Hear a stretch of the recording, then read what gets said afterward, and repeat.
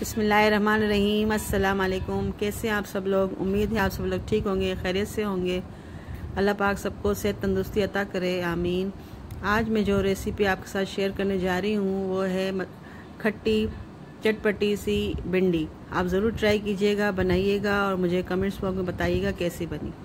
इसके लिए एक बर्तन में मुझे आधा कप के करीब तकरीबन तेल चाहिए और मैंने इसमें ऐड कर दिया। आप चाहें तो घी भी यूज़ कर सकते हैं। एक चम्मच, छोटी चम्मच के करीब सफ़ेद ज़ीरा है, वो मैं इसमें ऐड करूँगी।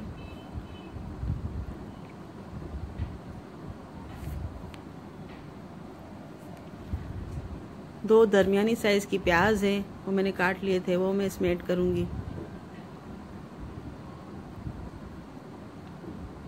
प्याज को ज़्यादा ब्राउन नहीं करूँगी मैं, बस इसे नरम कर लूँगी कि भिंडी में मुझे प्याज अच्छी लगती है इस तरह से।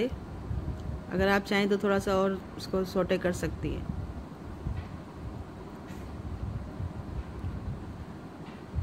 दो छोटे टमाटर हैं मेरे पास, वो मैंने काट लिए थे, वो मैं इसमें ऐड कर दूंगी।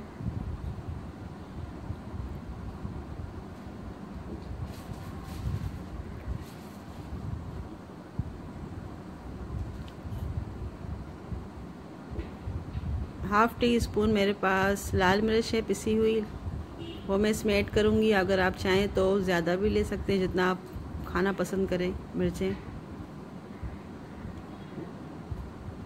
नमक है आधी टीस्पून, हल्दी आधी टीस्पून और चाट मसाला भी आधी टीस्पून है, वो मैं इसमें ऐड कर दूँगी। अच्छी तरह से मिक्स करेंगे, टमाटर को नरम करेंगे। अदरक लहसुन का पेस्ट है आधी टीस्पून, वो मैं इसमें ऐड करूँगी। तकरीबन आधा पाव के करीब मेरे पास भिंडी है, वो मैंने धो के काट ली, वो इसमें ऐड करेंगे।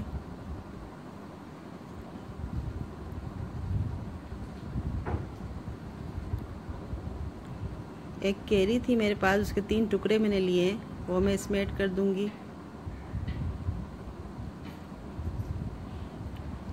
5-6 हरी मिर्चें हैं साबित, वो मैंने इसमें ऐड कर लिया।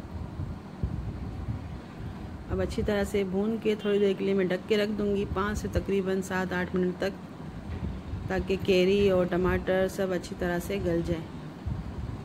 ढक्कन लगा के रख देना है तकरीबन 7-8 मिनट तक। 7-8 मिनट हो चुके हैं, देखते हैं। मिक्स करेंगे अच्छी तरह से। केरी को ज़रा सा दबा के नरम करना है ताकि इसकी जो खटास है वो सब्ज़ी के अंदर आ जाए।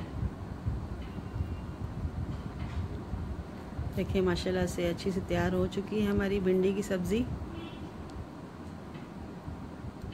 डिश आउट करेंगे इसे। देखिए माशाल्लाह खिला खिला सा कलर आ गया है।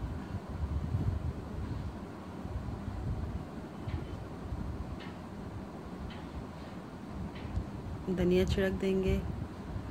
अगर आपको मेरी रेसिपी पसंद आती है तो ज़रूर मुझे लाइक शेयर कमेंट्स करें, सब्सक्राइब करें मेरे चैनल को और मुझे बताएं कि आपको मेरी रेसिपी कैसी लगती हैं। मिलते हैं नेक्स्ट रेसिपी में इंशाल्लाह। जब तक के लिए अल्लाह हाफ़िज़।